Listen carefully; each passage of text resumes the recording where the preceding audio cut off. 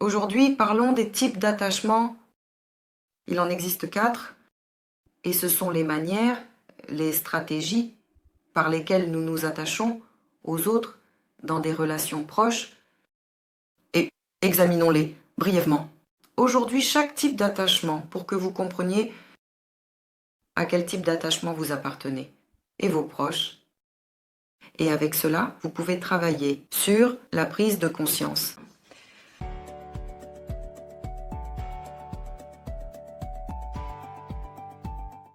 Je suis avec vous, psychologue Yulia Latunenko, qui travaille depuis presque 19 ans comme psychologue, psychologue familial, psychologue individuel, et j'aide également les personnes ayant des maladies psychosomatiques.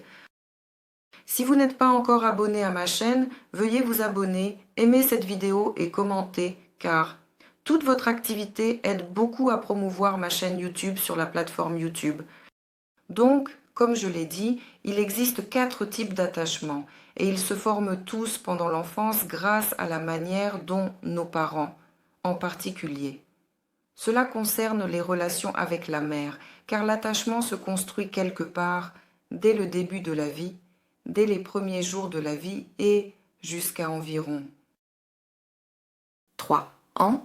La période particulièrement importante pour la formation de l'attachement est celle qui se déroule pendant l'enfance, la première année de vie de l'enfant.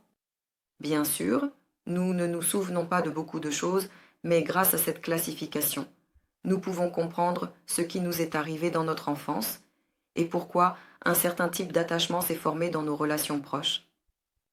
Cela signifie-t-il simplement que c'était avec maman? C'était ce type d'attachement. Donc, le premier type d'attachement, je vais commencer tout de suite, est le type sain et normal d'attachement. Il est appelé le type d'attachement sain quand une personne voit le monde dans son ensemble, elle comprend que le monde n'est pas parfait. Je ne suis pas parfaite, mais en général, elle a une attitude envers le monde qui est « je suis bon, le monde est bon ». C'est-à-dire que c'est une personne bienveillante qui aborde le monde avec amour et gentillesse. Elle donne toujours le bénéfice du doute, de confiance et de bonté, mais elle n'idéalise pas et ne désidéalise pas non plus, c'est-à-dire qu'elle ne dévalorise pas les gens et le monde en général. C'est ce type d'attachement. Nous devrions tous avoir cela, afin que nous puissions construire des relations saines et heureuses, de l'amour, et ce type d'attachement est également très nécessaire lorsque des enfants naissent et ils ont vraiment besoin de sentir que le monde est fiable, que maman est stable, que maman est fiable. Je peux compter sur mes parents car ils sont comme la terre, comme le sol sous leurs pieds, il est très fiable. Maïs. Malheureusement, le type d'attachement fiable ne se construit pas ainsi chez nous. Souvent, je dirais rarement, plus souvent. Dans notre enfance, en raison de diverses conditions, circonstances, des traumatismes de nos parents, il se passe quelque chose qui nous traumatise et forme des types d'attachement complètement différents.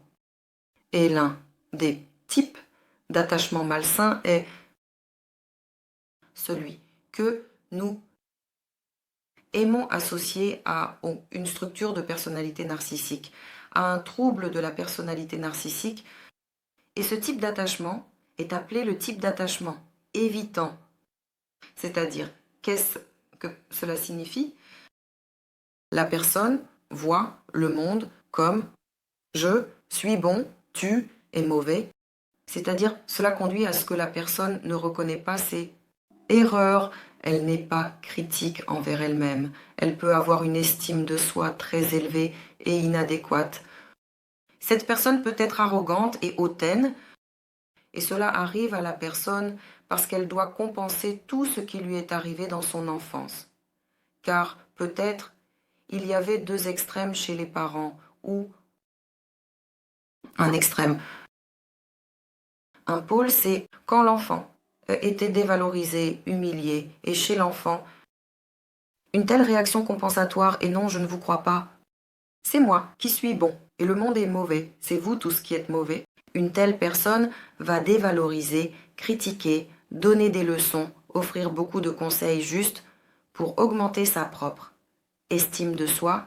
C'est ainsi que fonctionne le type d'attachement évitant. C'est-à-dire qu'avec une telle personne, déjà par le nom de ce type d'attachement, il est impossible de construire des relations proches.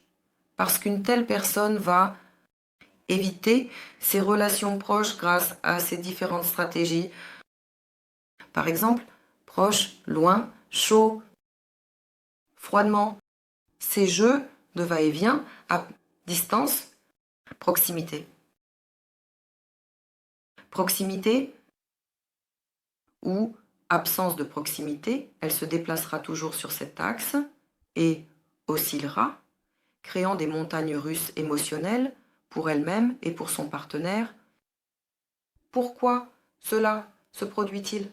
Parce que dans son enfance, cette personne était très souvent laissée seule et elle n'a absolument aucune expérience de la façon de construire des relations proches. Comment être dans ce nous? Elle veut être, elle cherche des relations proches, une personne narcissique, mais elle ne peut pas, car il n'y a pas ce modèle que les parents auraient dû montrer. Les parents repoussaient constamment cet enfant, le dévalorisaient sans cesse, lui transmettaient que sa vie, ses besoins, ses sentiments n'étaient absolument pas importants pour eux, évitaient le contact avec cet enfant, et ainsi. L'enfant a développé un tel type narcissique, des attachements évitants. Il peut aussi y avoir ici des types d'attachements paranoïaques, de la poudre, de la poudre, de la poudre. Un type d'attachement paranoïaque, une accentuation paranoïaque du caractère. Lorsque la personne soupçonne constamment tout le monde de quelque chose de mauvais, à son égard dans les relations avec elle, et cela rend impossible de construire des relations proches auxquelles la personne aspire pourtant beaucoup. Ainsi, nous avons examiné ces deux types d'attachement polaire, le sur et l'évitant. Et, comme toujours, au milieu de ma vidéo, je vous rappelle de vous abonner et de liker cette vidéo, ainsi que de commenter si vous avez reconnu ce type d'attachement chez l'un de vos proches ou chez vous-même. Et pour vous, le type d'attachement évitant, c'est toujours cette condescendance constante. La personne compense son faible estime de soi par ce pôle. Elle se trouve toujours au-dessus et regarde tout le monde comme un dieu, regarde des insectes. A.T. Un autre type d'attachement similaire mais complètement différent, c'est notre troisième type d'attachement, l'attachement anxieux évitant. Regardez, ici s'ajoute déjà l'anxiété. Et dans ce cas, la personne se positionne en pensant que je suis mauvais. Et le monde est mauvais. Le monde est mauvais. Ici, il y aura certainement une faible estime de soi. Ici, il y aura certainement un manque de confiance en soi, un manque de confiance en ses sentiments, des doutes constants, des hésitations constantes. Parce que dans l'enfance, une telle personne n'avait aucun soutien de la part des parents. Les parents sont instables, incohérents, parfois ils aiment, parfois ils détestent. Cela peut être le cas ici. Pour une chose, puis ils ne prêtent pas attention à la même chose que l'enfant a faite, ou au contraire, ils félicitent l'enfant pour cela. Ici, on observe une telle désorganisation, la personne. Doute, suis-je bonne ou mauvaise? Elle cherche constamment, suis-je bonne ou mauvaise? Mes décisions. Sont-elles bonnes ou mauvaises? Elle hésite constamment à prendre ses propres décisions.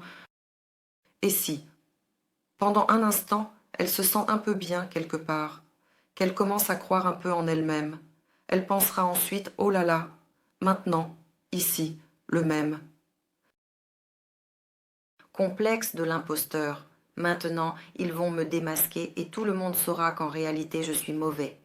En réalité, je suis moyen, pas du tout génial. Je ne mérite absolument pas ce que ils me traitent avec tant de respect ou m'aiment ou apprécient mon travail. Tout ce que j'ai accompli, c'est en fait un hasard j'ai juste eu de la chance. La personne ne croit absolument pas en elle-même, mais d'une manière ou d'une autre, elle progresse dans la société, elle atteint quelque chose. Mais cela la poursuit constamment. Il semble seulement que j'ai accompli tout cela, que je suis bon, mais en réalité, c'est le monde qui est bon et moi, c'est notre type d'attachement anxieux évitant. Ce qui est caractéristique de ces personnes, c'est qu'elles sont très enclines à ne pas demander de l'aide parce que dans leur enfance, elles ont eu l'expérience que lorsqu'elles demandèrent de l'aide, on ne leur en donnait jamais. Refus, refus, c'est encore refus.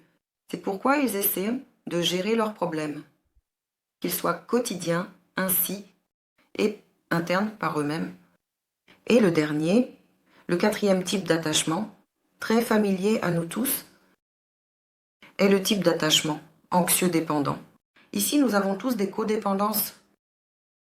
Et une telle personne transmet le contraire. Le monde est bon, je suis mauvais. Si ici nous avions un attachement anxieux évitant, je suis mauvais, le monde est mauvais. Alors ici, le monde est bon, je suis mauvais. Ici, l'estime de soi est très basse, encore une fois. Les triangles de Karpman sont observés et ainsi de suite. Les gens sont très souvent partenaires de personnes narcissiques, c'est-à-dire qu'ils s'attachent très rapidement dans l'espoir de trouver quelqu'un qui résoudra tous leurs problèmes. En essence, ils cherchent cette même mère merveilleuse qu'ils n'ont pas eue dans leur enfance, je veux dire, ils ne l'ont pas eue émotionnellement. Physiquement, donc ils ont peut-être eu une mère, mais par exemple, la mère était froide, n'a pas formé un type d'attachement sécurisé avec l'enfant. Et l'enfant est tellement effrayé, comme vous savez, comme un petit singe qui s'accroche avec ses mains et ses pieds à sa mère. Ainsi, l'adulte vit dans cet état d'accrochage, s'accrocher à quelqu'un juste pour ne pas être seul. Et ces personnes, pas très, ils vivent très mal la solitude, ils ne la supportent pas, ils ont très peur de la solitude, de l'impuissance. C'est ici, comme on dit, le classique des relations de codépendance. Leurs partenaires sont bien sûr des personnes toxiques, au caractère narcissique. Voilà un petit aperçu que je vous ai fait. Vous pouvez chercher séparément sur Internet des informations sur chacun de ces types d'attachement, les lire si vous vous êtes reconnu dans la façon dont chaque type d'attachement se positionne dans le monde. Vous voyez que la caractéristique là-bas, je suis bon, le monde est bon, c'est le type sécurisé. Je suis bon, le monde est mauvais, c'est notre type évitant, le monde est bon. Je suis mauvais, c'est le type anxieux dépendant. Et je suis mauvais, le monde est mauvais, c'est le type anxieux évitant de dépendance. Ainsi, à partir de cela, vous pouvez déjà déterminer qui vous êtes et qui est votre partenaire. Et ensuite, lire plus en détail à ce sujet sur Internet, dans n'importe quel article, ou regarder d'autres psychologues. Eh bien, comme toujours, je vous rappelle que tout abonnement, toute activité, un like, un partage sur les réseaux sociaux, cela influence fortement la promotion de ma chaîne YouTube